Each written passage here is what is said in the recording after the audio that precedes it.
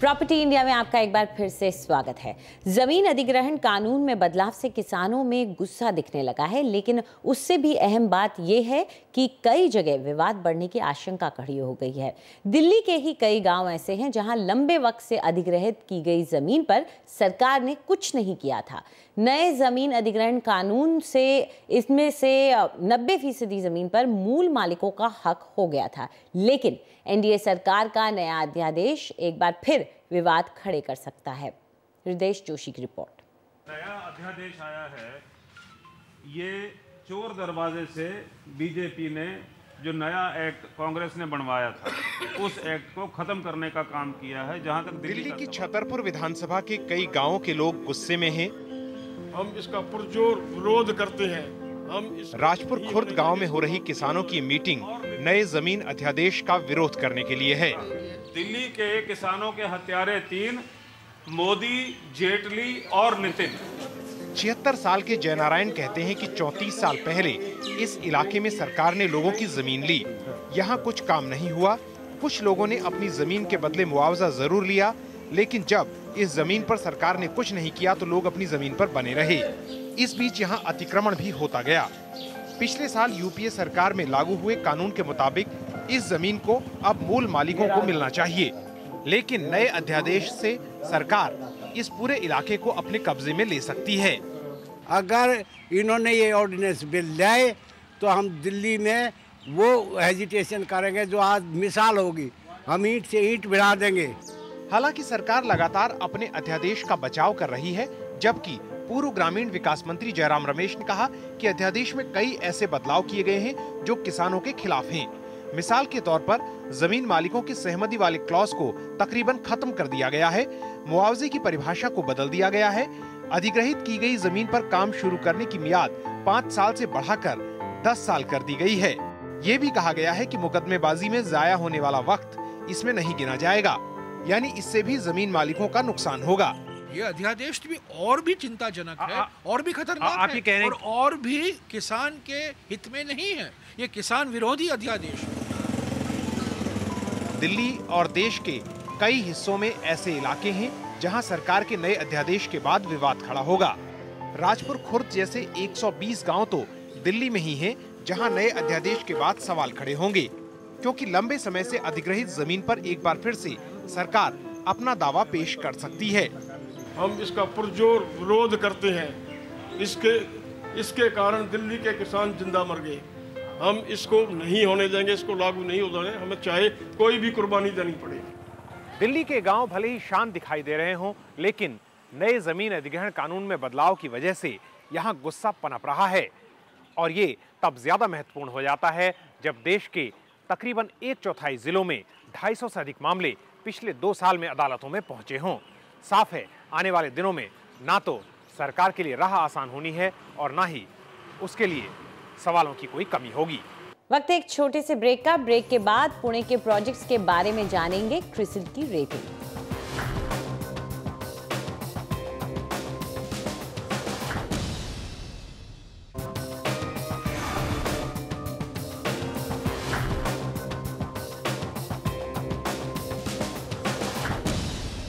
Property India में आपका एक बार फिर से स्वागत है। जिस गति से हमारे शहरों में घर बन रहे हैं और बिक रहे हैं, उन्हें देख करके लोग हैरान रह जाते हैं और हर कोई प्रॉपर्टी पर दाम लगाना चाहता है, लेकिन उसके लिए उनको ज़रूरत होती है एक्सपर्ट एडवाइस की। जब खरीदार प्रॉपर्टी खरीदने जाता है तो इतने सारे प्रोजेक्ट्स देख करके वो कंफ्यूज हो जाता है, उलझन में पड़ जाता है कि आखिर किसके दावों पर वो भरोसा करे और अपना पैसा लगाए। ऐसे में अगर कोई आपको इन प्रोजेक्ट्स की रेटिंग दे दे तो काम कितना आसान हो जाएगा। ऐसा ही किया है CRISIL real estate star ratings ने। चलिए आज आपको पुणे की प्रॉपर्टी बाजार का जायजा लेके बताते हैं, जिसके लिए हमारे साथ मौजूद है अनुराग झंवर।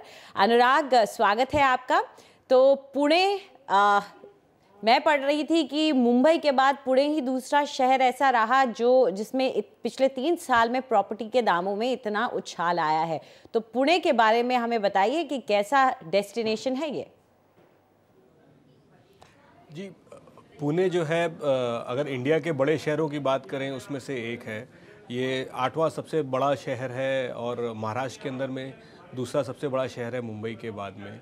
और हिस्टोरिकली अगर हम देखें तो एक इसको रिटायरमेंट के हिसाब से लोग इस पर काफ़ी प्रेफर करते थे कि भाई बाद में रिटायरमेंट के बाद में लोग यहाँ पर आके रहेंगे। और एक एजुकेशन का बहुत बड़ा हब है जहाँ पर कि सारे स्ट्रीम्स में हायर एजुकेशन से लेकर के प्रोफेशनल एजुकेशन में यहाँ जगह है और वर्ल्ड ओवर से लोग जो यहाँ पर पढ़ाई करने आते रहे हैं। 150 से ज़्यादा कॉलेजेस हैं और इंस्टीट्यूट्स हैं जो यहाँ पर ऑलरेडी एग्जिस्टिंग हैं। और अगर आप अभी देखें जो इकोनॉमिक ड्राइवर्स हैं शहर के काफ़ी इम्प्रूव हो गए हैं, जहाँ पर कि ना केवल service sector but industrial sector में भी काफ़ी बढ़त इसको मिली है। ITS के अंदर में डोमेस्टिक एज वेल एज जो मल्टीनेशनल IT कंपनीज़ हैं, चाहे Wipro, TCS, Infosys, IBM, Capgemini, इस तरह की कंपनीज़ यहाँ पर हैं। BFSI के अंदर में काफ़ी फोकस है ITS के अंदर में। ऑटोमोबाइल्स में जितने बड़े नाम हम इंडिया में हैं जैसे कि Volkswagen, general Motors, Tata Motors, Mahindra and Mahindra, ये सारी कंपनियां यहाँ पर हैं और देखा जा रहा है कि काफ़ी और कंपनियां भी इन सब शहरों में आ रही हैं। इंजीनियरिंग के अंदर में भी बड़ी बड़ी कंपनियां हैं यहाँ पर। कमिंस की बात कर लीजिए आप, थर्मेक्स की बात कर लीजिए, ग्रीव्स इंडिया की बात कर लीजिए। उसके अलावा स्मॉल एंड मीडियम इंटरप्राइजेस में भी काफ़ी कंपनियां हैं। तो ओवरऑल ये जो इकोनॉमिक बेस इसका डाइवर्सिफाइड है, जहाँ पर कि एजुकेशन एक बेस है, क्लाइमेट काफ़ी अच्छा है यहाँ पर, टूरिज़्म के लिए भी लोग काफ़ी यहाँ पर आते हैं, सर्विस सेक्टर में भी काफ़ी जॉब क्रिएशन होती है और साथ ही में इंडस्ट्रियल में भी। तो ये जो जॉब क्रिएशन जो इकोनॉमिक ड्राइवर के थ्रू हो रही है और मुंबई से जो इसकी जो नज़दीकी है उससे यहाँ के रियल एस्टेट में बढ़ाव मिला है। जी, और शायद आप जैसा बता रहे हैं यहाँ पे इतनी इकोनॉमिक डाइवर्सिटी है, उसकी वजह से जितने लोग यहाँ काम करने आते होंगे दूसरे शहरों से भी, उससे भी काफ़ी पुश मिलता होगा, चाहे वो रेंटल हाउसिंग हो या फिर रियल एस्टेट खरीदने की भी बात हो, उसको भी काफ़ी असर पड़ता होगा। जी एकदम। अगर हम बात करें जो ITS का जो बूम हुआ था इंडिया में, जो शुरू हुआ था, उससे जो है काफ़ी ज़्यादा जॉब क्रिएशन हुआ था और बाहर के शहरों से लोग जो है जहाँ पर कंपनियों ने सेटअप किया वहाँ पर आए थे। और इनिशियल दौर ये देखा जाता है कि लोग जो है 4-5 साल काम करते हैं और उसके बाद जो है अपना खुद का घर खरीदना शुरू करते हैं। तो रेंटल हाउसिंग जो है जिसके लिए कि इन्वेस्टर्स जो है पैसा लगाते हैं बाज़ार के अंदर में, वो भी काफ़ी स्ट्रॉन्ग रहता है। और साथ में ही क्योंकि यहाँ पर लोग रिटायरमेंट के हिसाब से भी रहना चाहते थे, तो वो भी एक चीज़ है। और अब ये भी देखा गया है कि NRIs का जो इंटरेस्ट है शहर के लिए बढ़ रहा है और अगल बगल के जो और अर्बन सेंटर्स हैं, जो रूरल सेंटर्स हैं, वहाँ जिससे नज़दीक पड़ता है पुणे, वहाँ के लोग भी यहाँ पर पैसे लगाते हैं। जी बिल्कुल, हर टाइप के लोग यहाँ पे आते हैं, चाहे जैसे आपने बताया स्टूडेंट्स हों, IT के लोग हों या जो फैक्ट्रीज में काम कर रहे हों, या फिर रिटायरमेंट के लिए भी एक बहुत अच्छा ऑप्शन रहा है। पुणे एज अ शहर बहुत पसंद किया गया है। लेकिन आपसे ये भी जानना चाहेंगे कि इंफ्रास्ट्रक्चर की अगर बात करें तो क्या वाकई में पुणे इतने सारे लोग जो आ रहे हैं उनकी एक्सपेक्टेशंस पर खरा उतरता है? जी, अगर आप पुणे का जोग्राफिकल सेटिंग देखें, एक सर्कुलर शहर है और यहाँ पर काफ़ी नेशनल हाईवेज जाती हैं। मुंबई से कनेक्टिविटी के हिसाब से यहाँ पर एक्सप्रेसवे बनी थी और उसके अलावा जो है नगर की तरफ में रोड जाती है, शोलापुर की तरफ में रोड जाती हैं। तो ओवरऑल इतना ज़्यादा जो कनेक्टिविटी है उससे जो है शहर में फ़र्क पड़ता है, कंजेशन भी बढ़ता है, साथ में इकोनॉमिक एक्टिविटी भी बढ़ती है। और इसको मद्देनजर रखते हुए पिछले कुछ सालों के अंदर में सिटी में काफ़ी काम हुआ है। रोड्स को वाइडन करने का, नए फ्लाईओवर्स जो है बनने का काम चालू हुआ है, रिवर ब्रिज के ऊपर में काम चालू हुआ है, रोड ओवर ब्रिज के ऊपर में काम चालू हुआ है। तो ये सारी चीज़ें जो हैं वो डीकंजेस्ट करने के हिसाब से हुई है। और साथ में ही एक पेरिफेरल रिंग रोड के बारे में प्लानिंग चालू हुई है, जो कि 117 किलोमीटर का जो उसका दायरा रहेगा और पूरा जो है पूरे शहर को हर तरफ से कवर करेगा। तो उससे जो भारी जो ट्रक्स वगैरह या फिर जो भी मूवमेंट होता है, कार्गो मूवमेंट, वो बाहर से निकल जाएगा, तो सिटी में उससे भी मदद मिलेगी। मेट्रो के लिए रिसेंटली अभी अप्रूवल पास हुआ था। 2 फेज़ में मेट्रो का प्लान है। फ़ेज़ 1 में जो है वेस्ट ईस्ट कॉरिडोर है, जो कि दोनों जो है IT कॉरिडोर्स हैं, वहाँ पर कनेक्टिविटी मिलेगी और साथ में नॉर्थ साउथ कॉरिडोर के अंदर में भी फ़ेज़ 2 में काम होगा। तो ये सारी चीज़ें अच्छी हैं। BRTS में भी शहर ने जो है 2006 में पहला शहर था जिसने पायलट बेसिस पे इसको किया था। तो ओवरऑल ये सारी चीज़ें अच्छी है शहर के प्रोग्रेस के लिए। तो अगर इलाकों की बात करें तो कौन से इलाके पुणे के ऐसे रहे हैं जहां पर लोगों ने पैसा लगाया है या रहना वहां पसंद करते रहे हैं, इन्वेस्टमेंट पसंद करते हैं? जी, जैसे कि कोई भी शहर के अंदर में इवोल्यूशन होता है तो सेंट्रल जो पुणे है, जो कि मेन एरिया रह गया, भोसले नगर, बोट क्लब, जो भी एरिया है, मॉडल कॉलोनी का जो एरिया है, वहाँ से डेवलपमेंट शुरू हुआ है और आज की डेट में वो मोस्टली रीडेवलपमेंट प्रोजेक्ट्स वहाँ पर आते हैं क्योंकि जगह की काफ़ी कमी हो गई है।